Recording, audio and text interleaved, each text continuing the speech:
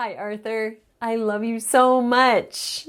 I just love you. I'm so excited to read to you a book. We've got this book. It's called A Pocket for Corduroy by Don Freeman. Story and pictures by Don Freeman.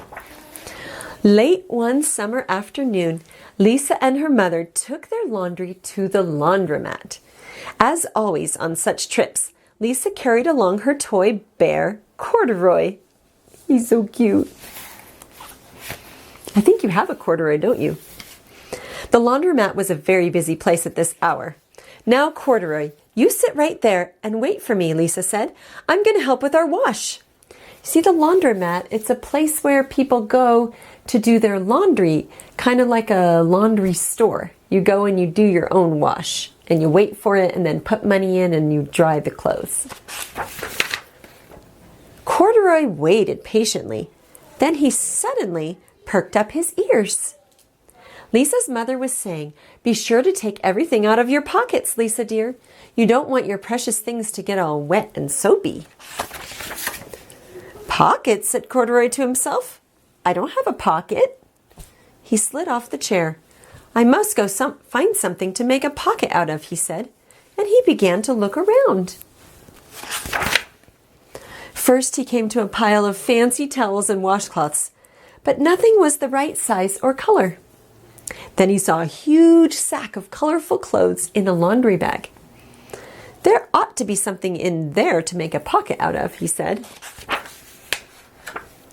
Without hesitating, he climbed inside the bag, which was filled with pieces of wet laundry. The dampness didn't bother Corduroy in the least. "This must be a cave," he said, sighing happily. "I've always wanted to live in a dark, cool cave." Would you want to live in a cave, Arthur? I don't know. It might be kind of dark. When the time came for Lisa to fetch her bear, he was gone. "Oh, Mommy," she exclaimed. "Corduroy isn't here where I left him." "I'm sorry, honey," said her mother, "but the laundromat will be closing soon, and we must be getting home." Lisa was reluctant to leave without Corduroy, but her mother insisted. "You could come back tomorrow," she said. "I'm sure he will still be here." As they left, a young man wearing an artist's beret was taking his wet laundry out of a bag, the very bag Corduroy had discovered. Before he knew it, Corduroy was being tossed, together with all the shoes, sheets, shirts, shorts, and slacks. You see him? He's kind of hiding in the laundry. Inside the dryer. But just as the artist was shutting the glass door, Corduroy tumbled out onto the floor. "How in thunder did that bear ever get mixed up with all my things?" the artist wondered. Poor Corduroy was damp all over. "The least I can do for him is give his overalls a good dry," said the man thoughtfully. He unbuttoned Corduroy's shoulder straps and put his overalls in the dryer.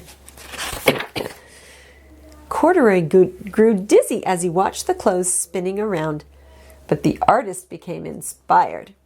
"This would make a wonderful painting," he said, as he took a sketch pad out of his pocket and began drawing the swirling colors. "I can hardly wait to get back to my studio." Finally, the dryer stopped whirling, and the man gathered up the clothes. Then he helped Corduroy put on his warm, dry overalls. All at once, the manager of the laundromat called, "Closing time! Everybody out!" Corduroy was gently placed on top of a washing machine. "I wonder who that bear belongs to," said the artist as he was leaving. "Seems to me he should have a name someplace. He's too fine a fellow to be lost." Oh, does he look kind of lonely? As soon as the lights were turned off, Corduroy began his search again. He was surprised to see something white glowing in the dark. "Maybe it's snow," he said excitedly. "I've always wanted to play in the snow." It's not really snow, is it? He accidentally tipped over the open-lidded box, and suddenly he was covered with soft, slippery soap flakes. Gradually, Corduroy began to slip and slide. "Oh, what fun," he said with a smile. "I've always wanted to ski down a steep mountainside." He landed paws first in an empty laundry basket. "This must be a cage," he said, peeking through the bars. "I've never wanted to live inside a cage. like a bear in the zoo. But by now, Corduroy felt drowsy, and soon he nodded off to sleep.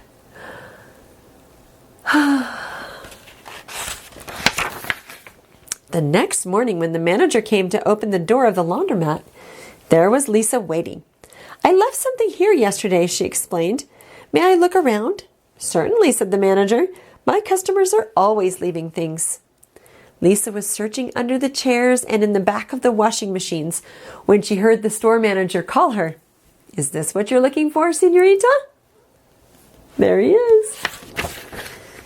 "Yes, yes, he's my best friend," shouted Lisa as she came running. She reached in and picked Corduroy out of the basket. "So this is where you've been, you little rascal," she said. "It's time I took you home." Lisa thanked the manager and ran out the door and down the street, holding Corduroy tightly in her arms. "I thought I told you to wait for me," she said. "Why did you wander away?" "I went looking for a pocket," Corduroy said. "Oh, Corduroy, why didn't you tell me you wanted a pocket?" said Lisa, giving him an affectionate squeeze. That very morning, Lisa sewed a pocket on Corduroy's overalls. "And here's a card I've made with your name on it for you to keep tucked inside," she said. "I've always wanted a purple pocket with my name tucked inside," said Corduroy, as he and Lisa nuzzled noses. The end. Oh, I love you, Arthur.